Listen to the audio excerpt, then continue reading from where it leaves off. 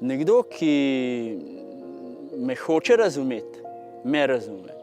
Nekdo, ki se pa zadovolji z definicijo, kaj pa mu je tega treba, to je pa nekaj, kar ni normalno, seveda pa najde 1000 razlag, zakaj te stvari niso umestne, in ponavadi ljudje, ki prav daleč od varnega fotelja ne odidejo, znajo zelo, zelo obsojati takšne poizkuse, ki jih jaz počnem.